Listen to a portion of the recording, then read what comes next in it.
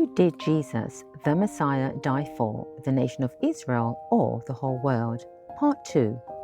Part 1 served as an introduction to this 3-part series. Rather than revisiting it, I suggest listening to Part 1 for a clearer comprehension of Parts 2 and 3.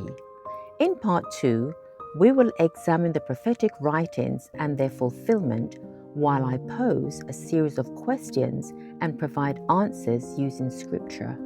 I will mention the prophets in the order presented in the complete Jewish Bible. Isaiah, to whom was he prophesying?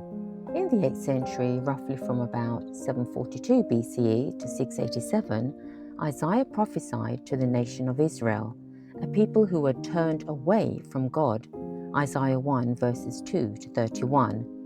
In his sermon on Isaiah, Chuck Swindoll said, "The people of Judah turned their backs on God and alienated themselves from him."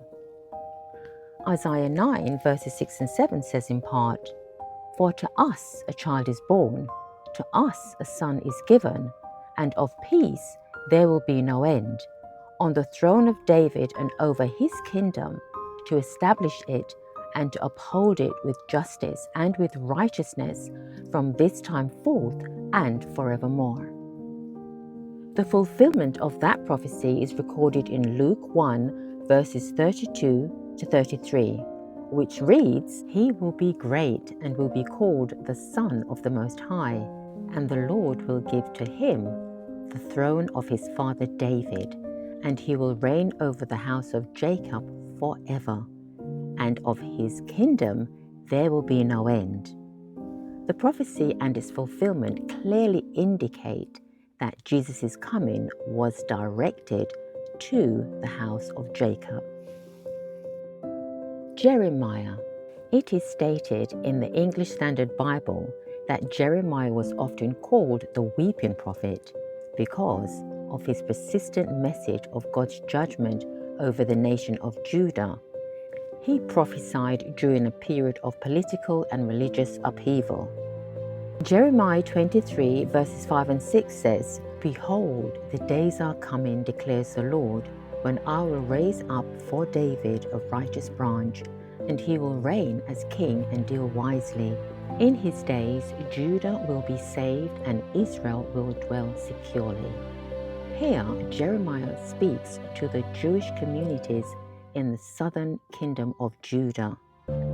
The fulfillment of that prophecy is found in Matthew 1 verses 1 to 21, which lists the genealogy and birth of Jesus.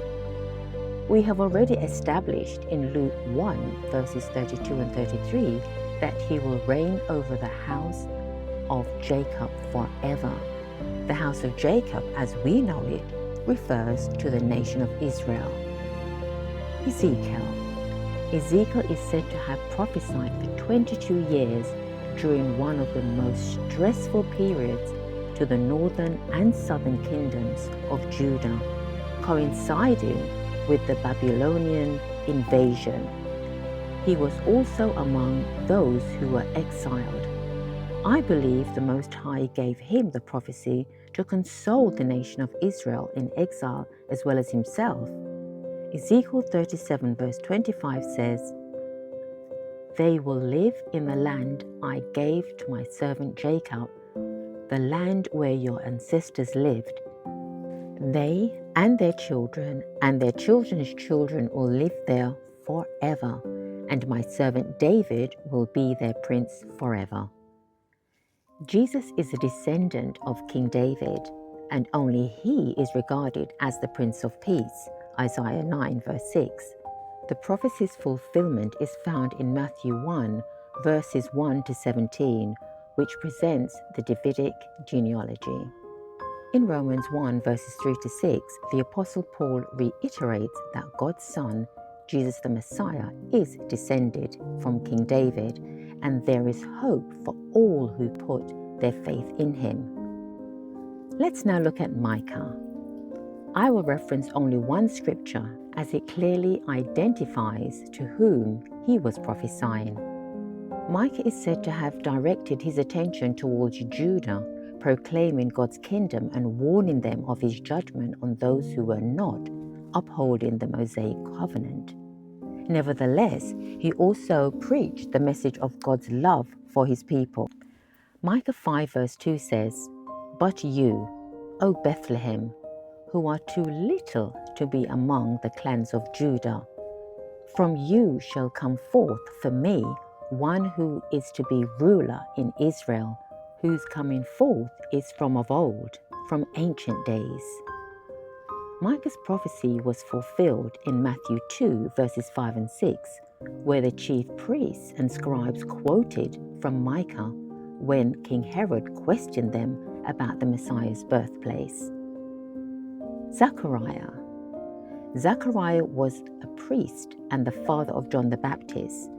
Zechariah 9:9 records, "The coming King of Zion. Rejoice greatly, O daughters of Zion. Shout aloud, O daughters of Jerusalem. Behold, your King is coming to you. He, humble and mounted on a donkey, on a colt." Zechariah was prophesying to the people of Judah after their return from exile in Babylon. The prophecy was fulfilled in Matthew 21 verses 6 and 7 and 11, where it says, "The disciples went and did as Jesus had directed them. They brought the donkey and the colt and put on them their cloaks, and he sat on them. And the crowd said, 'This is the prophet Jesus from Nazareth of Galilee.'" Scriptural evidence from the prophecies and their fulfillment indicates that Jesus' primary mission was to restore the lost sheep of the house of Israel to their original covenant relationship with the Most High. I shall now pose some questions and answer with biblical references. What was Jesus' status when he walked the earth? In John 18 verse 37, Jesus respectfully converses with Pilate about his status. Then Pilate said to him, "So you are a king?" Jesus answered, "You say that I am a king.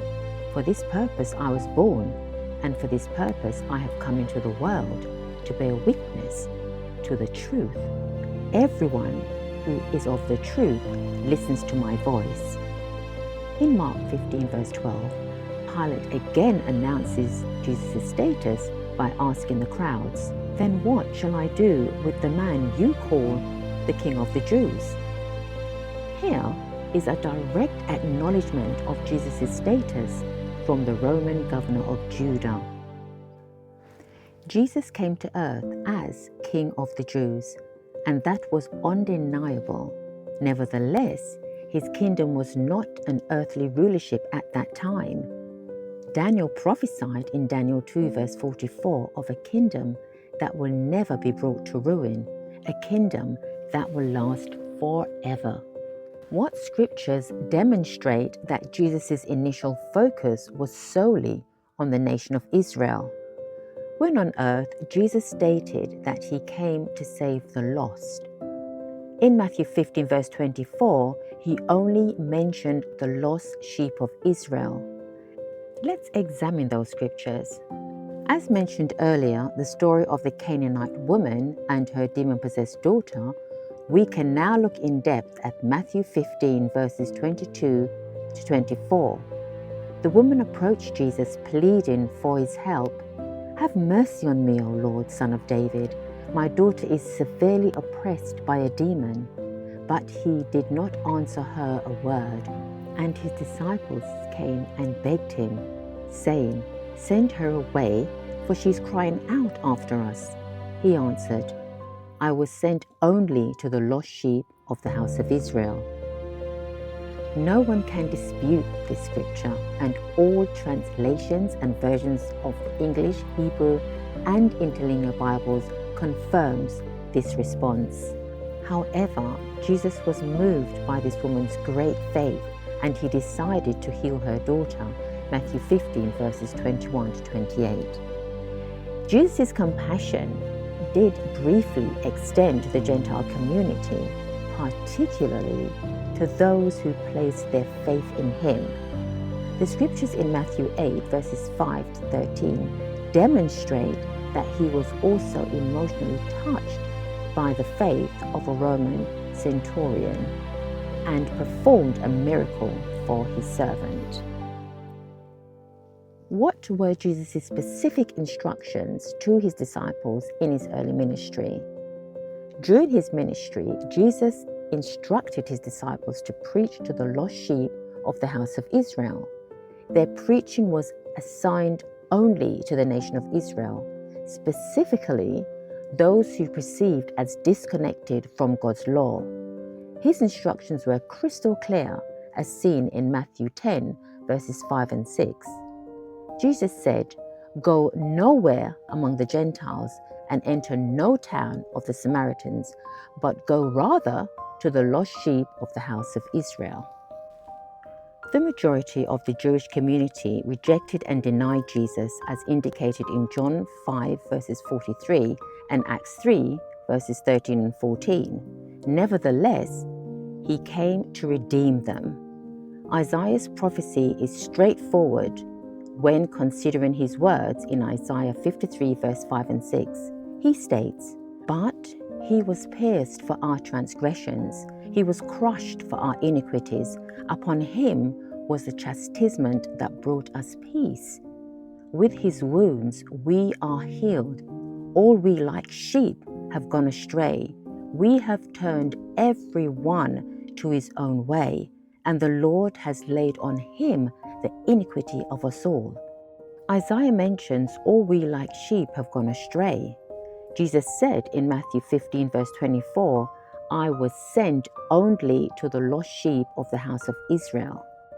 There is no private interpretation of these prophecies. Every prophecy must have a fulfillment, and every fulfillment must derive from a prophecy. And as we established earlier in 2 Peter 1 verses 20 to 21, all prophecies originate from the Most High. For that reason, we must recognize how crucial it is to acknowledge the significance of the Old Testament to fully understand and clarify the connection with the New Testament. The Old Testament is not done away with, as some may suggest. Indeed, I agree that we are no longer under the Mosaic law. The Apostle Paul wrote a letter to the Gentiles outlining the specific prohibitions of the law that we must adhere to. A complete account is cited in Acts 15, verses 19 to 29. Jesus even confirmed the importance and validity of the prophetic writings in the Old Testament. In Luke 24, verse 44, he said to his disciples after his resurrection, "These are my words that I spoke to you while I was still with you, that everything written about me in the law of Moses and the prophets and the Psalms must be fulfilled." The final scripture I would like to share in this segment of the series is Hebrews 11 verse 6. It serves as an encouragement that when you have faith and earnestly seek Jesus, the Messiah, and his truth, you will surely find it. In part 3, we will explore the prophetic writings found in the book of Psalms and conclude this series. Who did Jesus, the Messiah, die for? The nation of Israel or the whole world? This is aka Black the Berean, guided by passion, purpose, and truth.